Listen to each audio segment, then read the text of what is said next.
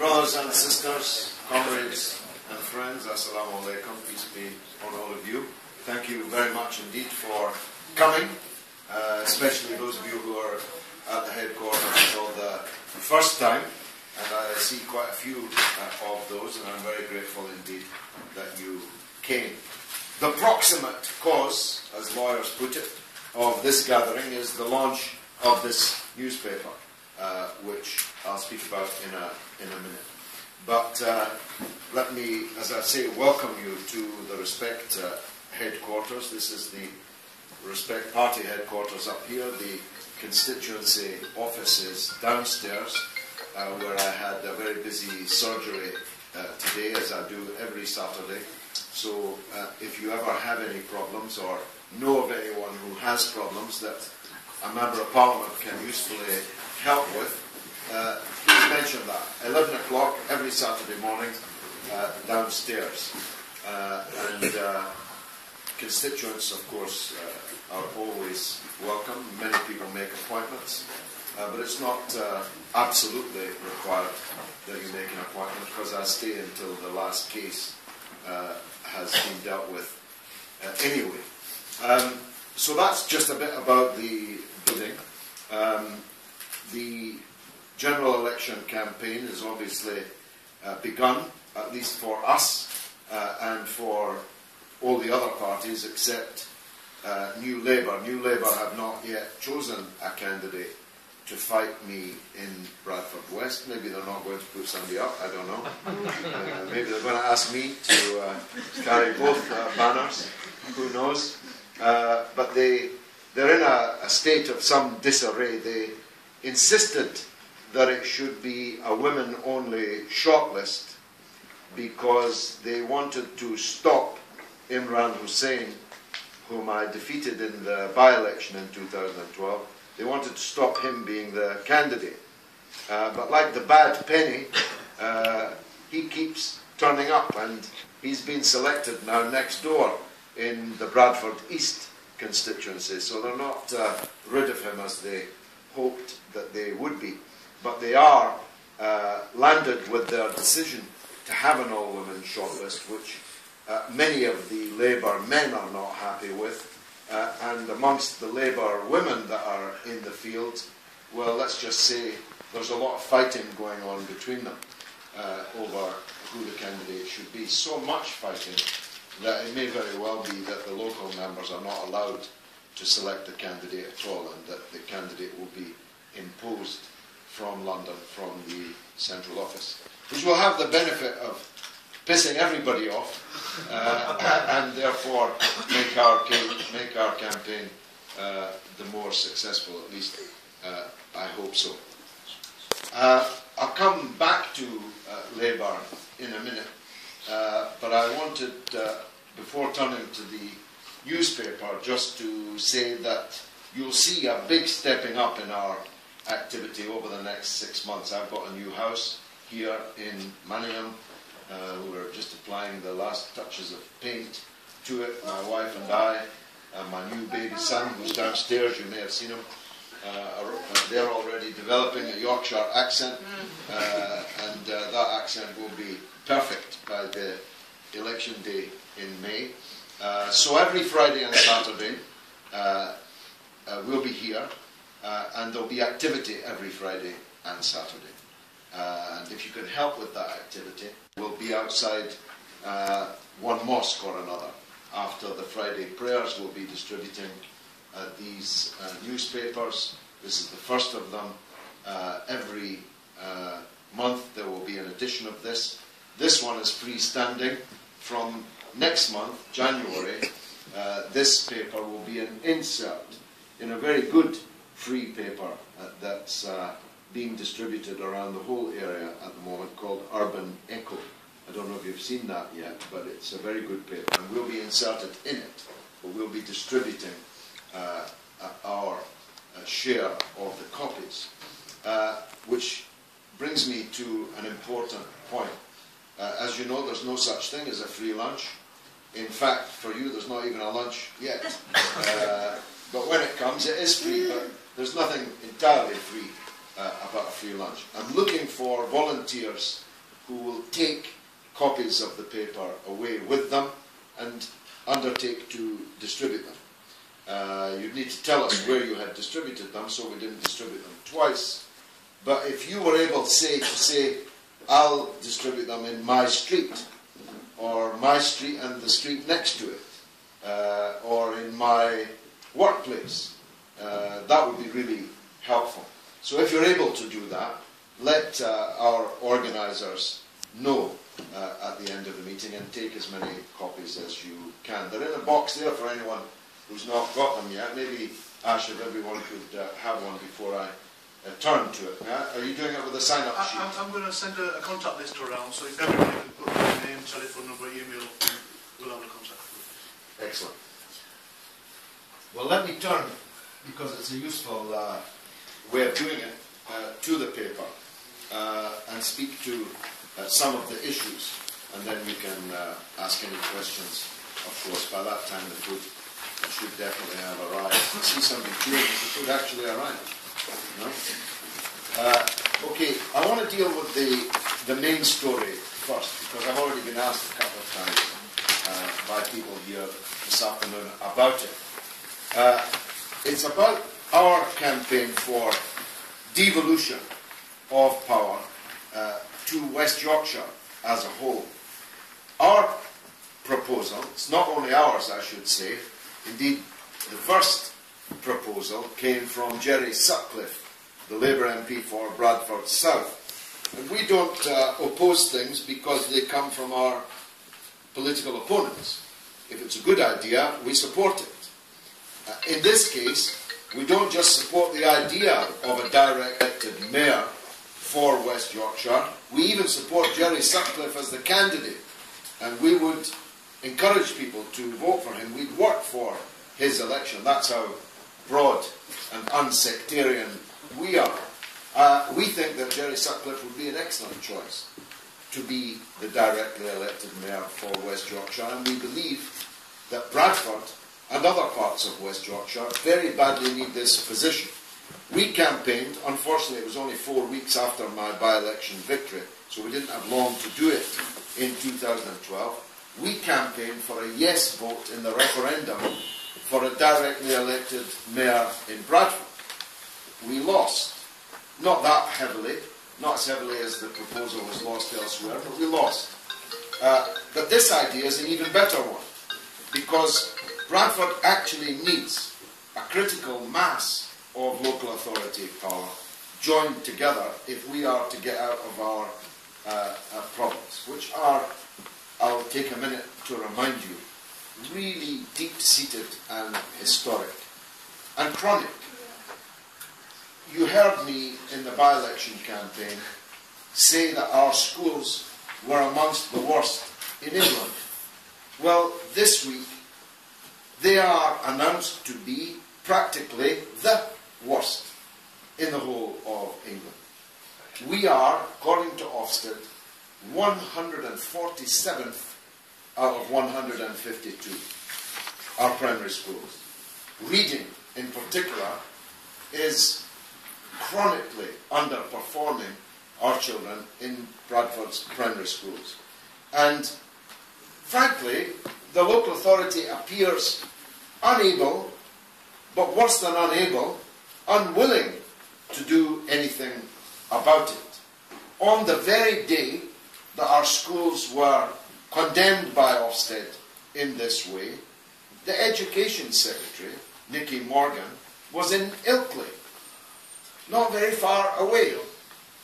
Why didn't the local authority demand that she come to Bradford if she was in Ilkley and talk to her about this chronic situation that our children are being cheated of a good primary education, which of course then feeds into secondary education and then into the rest of the lives of the people passing through this failing system. I'll tell you why. Why they didn't demand that she come, why they don't demand urgent government action on our schools, is because they're in denial about the problem. When in the by-election I highlighted the poor performance of Bradford schools, Their answer was that we were talking Bradford down. Their response was that the schools were not nearly as bad as we were claiming that they were. Well, as everybody here knows, in their own personal lives, as well as every other aspect of life, if you deny you've got a problem, you can't dream of beginning to solve it. Well, there's now no doubt about it, because Ofsted's report is absolutely damning, and you can't get much lower than 147th out of 152. How low are they going to see us sink before they accept that there is a problem? We have posited the London Challenge model. I'll not go into all the details now, not least because we're going to have a meeting in town about this very soon, and those particularly interested in education can come to it. But let me just tell you of a place which has benefited from the London Challenge and which is almost at the top of the league. And it's a place where I was formerly the Member of Parliament. The London Borough of Tower Hamlets has, it's a horrible word, the virtually identical demographic to Bradford. It has virtually exactly the same number of the children of immigrants, of children from the minority communities, but its schools are at the top of the league and we're at the bottom.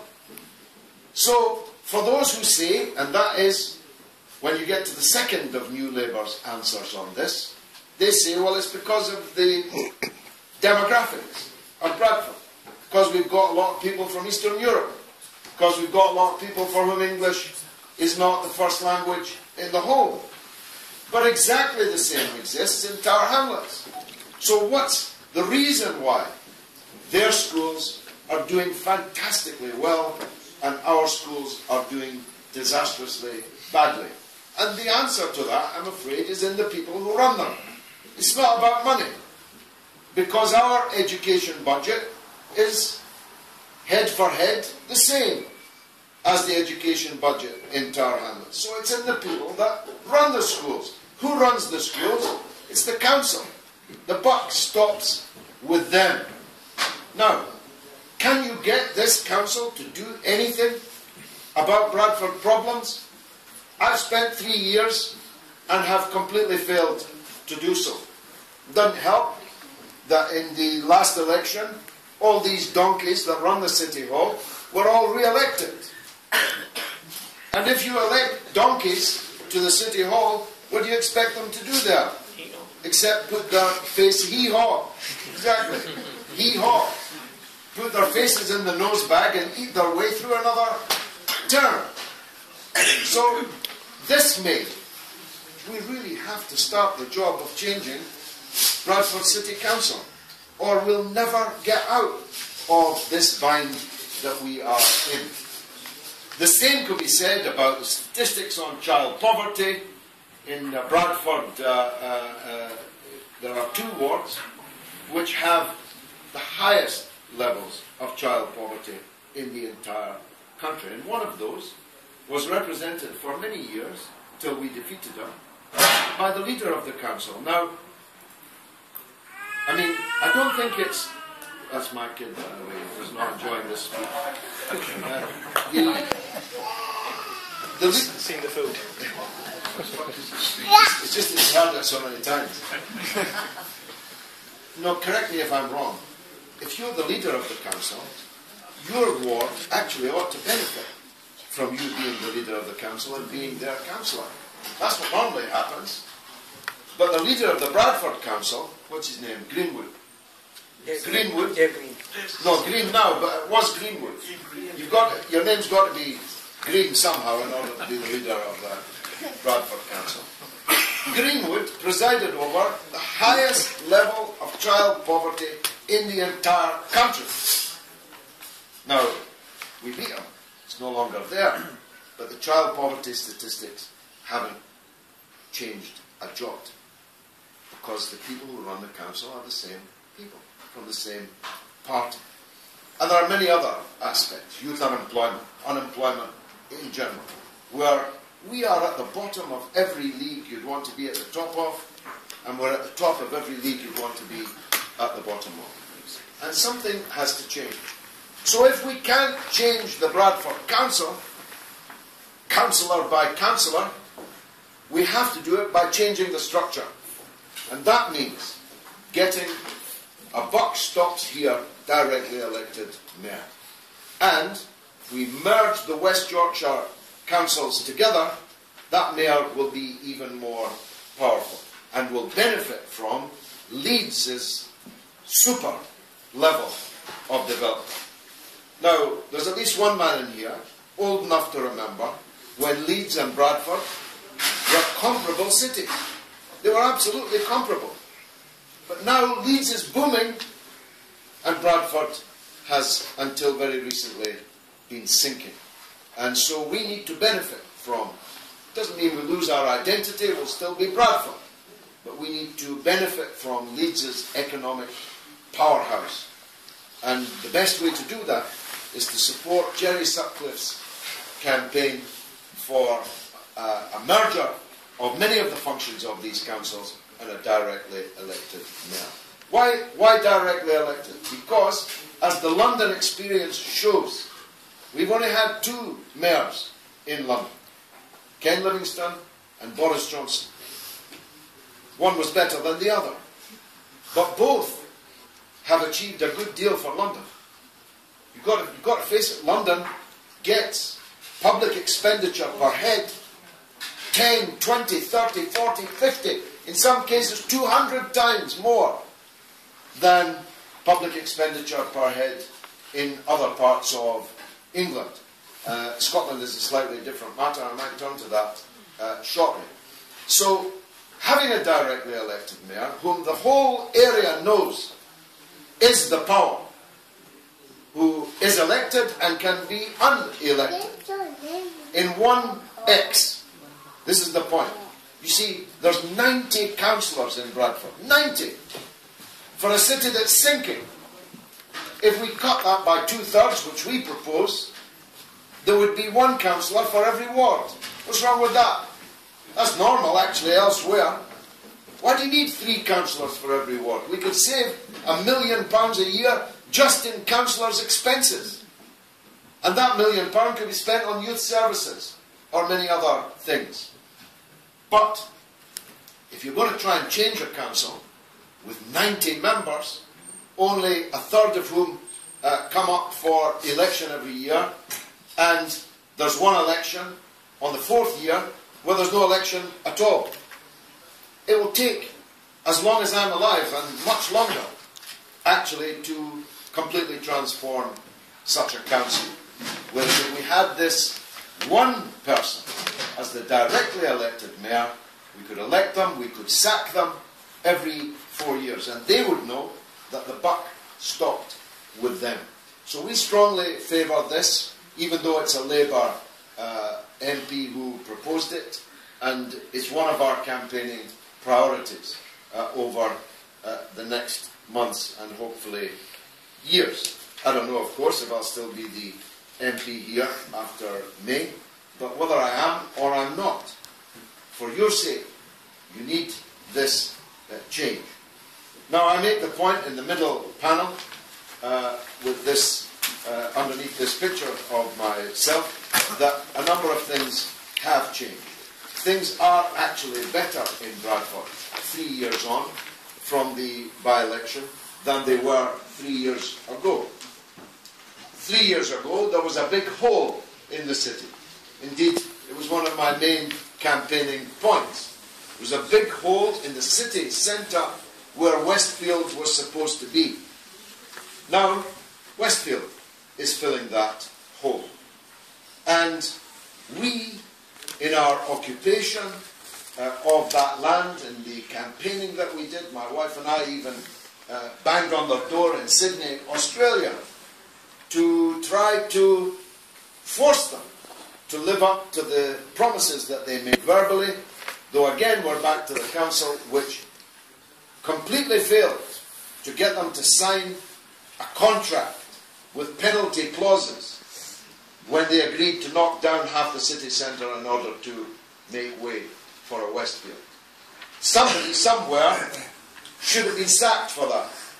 The chief executive has now gone, I'm glad to say, Reeves. But somebody somewhere should have paid for the fact that Bradford became the only city in the country, surely, that would agree to knock down the centre of their city without having a signed document from the developer that by such and such a date the development would begin. But anyway, it's now begun, and when I looked at it this morning, it's actually well on its way to completion. This will bring large numbers of people into Bradford. Will increase the footfall for all the traders in the city centre. Will provide, is already providing, building jobs and will provide retail jobs aplenty. This will boost Bradford's economy and is a fantastic step forward for us. I don't say that we achieved that, although if it was still a hole at the end of my parliamentary term, I've no doubt I've gotten the blame for it. But we played a part in achieving it, and it's been achieved under our watch, and we're very proud about that. Because I don't know when there was a time when anybody in the rest of Britain ever knew the name of a single political leader in Bradford. It's probably 100 years. It's probably 100 years since, if you ask people in the rest of Britain, or ask them in the rest of Parliament, who are the Bradford MPs? Nobody would have been able to name them. Max Madden, who was a friend of mine, was a live wire, no doubt. But now everybody in Britain knows who the Bradford MP is. And they know that he's got a really big mouth. And they know that if he's fighting for something, everybody's going to know about it. Whether they agree or not, everybody's going to know about it. I had a case at the surgery today, a woman who waited 6 months for a report from Bradford Royal Infirmary, 6 months for a report that should have been given to her in 6 days about why her child was stillborn as a result of negligence and errors in the hospital. She had to go to a lawyer just to get the report, and even with a lawyer, she didn't get the report. She came to me 4 Saturdays ago. I wrote a strong letter to the head of the Bradford Royal Infirmary, and within 3 days of my letter, she got the report. Now, what's the moral of that story? The moral of that story is that the chiefs of Bradford Royal Infirmary are scared of me. They're scared of the trouble I might make for them. And that's what you want in an MP, isn't it?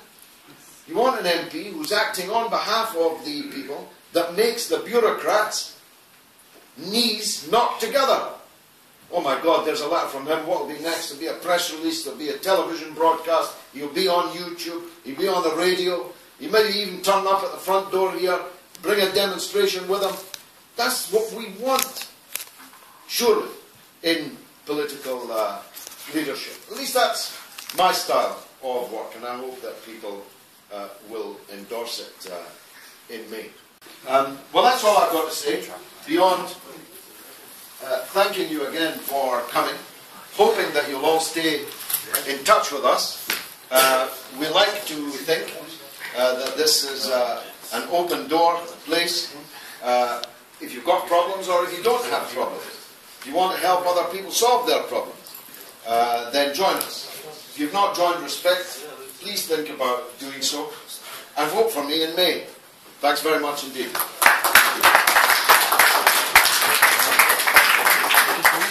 MD, got a pressing question, or you want to eat? Well, I don't want to keep you from your dinner, really. Go ahead. Well, I apologise for not attending your surgeries. I've written to you in the past, but it seems that the best way is obviously to see you first. Definitely, yeah. And I've come with a lecture in my pocket. I don't know if it's appropriate or not. If I spoil your dinner. Oh, really? It's just an issue that I'm following up, so I don't, it's probably not necessarily of any interest to anybody else. Okay. It's a letter It's not a personal issue, there's still personal issues pending, as you might remember, but this is an issue about data protection affecting every tenant of Yorkshire housing. We received that letter on the 10th, I think it was, undated and unsigned, and it's basically saying we're going to basically share the data with a company called Experian. Oh dear, There's Experian. no mention of any opt-outs, no mention of any legal rights. I followed this up myself and I said, can you send a letter clarifying this, saying there's an opt-out? They refused, but they said they would take my name off and my data wouldn't be shared. I'll look at it. Thank you very much. And I'll come back to you. To everybody else, it may not affect anybody else. It's a social housing issue. Greetings. Thanks very much. Comrade Carl. Yes. Talking about BRI, I was chair of Bradford Community Health Council, and we had the right to go in without any notice into any board and check it out. Tony Blair abolished the Community Health Council. Yeah. And we held, I used to have monthly meetings with the CEO there of BRI. And it might be a good idea, although Community Health Councils, apart from in Wales, where they still have them, have been abolished throughout England. But if we could set up some kind of a structure like that. That would be far better, yeah. The other thing I'd like to mention is Veolia, which in communities are using to manage their grass verges, etc. Yes. And we went to see in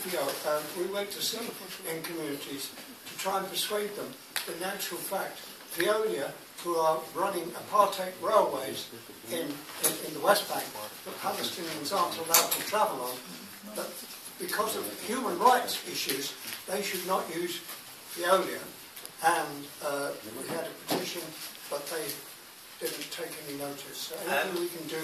Can I just say something about that? I've got a friend that used to work for Veolia who's just lost his job because they're laying people off because they're losing council contracts because of that issue. Yeah. They are actually losing council contracts, and their staff are losing their jobs because of that very issue. Well, I'm sorry for your friend, but I'm glad they're losing these council Well, my friend contracts. turned around and said that if he wasn't going to lose his job, he was going to be leaving anyway. Yeah. Because all the staff, a lot of the staff are not happy about the issue either. But I just wanted to say I was aware that they are actually losing contracts because of that very issue. If the council has the bravery. Well, they've got the manpower to run those facilities themselves That's without right. outsourcing at an extra cost. There's no need to outsource them. And if you're going to outsource them, don't outsource them to a company that's up to its neck in apartheid in Palestine. Any other pressing points? In that case, charge towards the foot. But don't go away without taking some papers. I'd like to speak to that.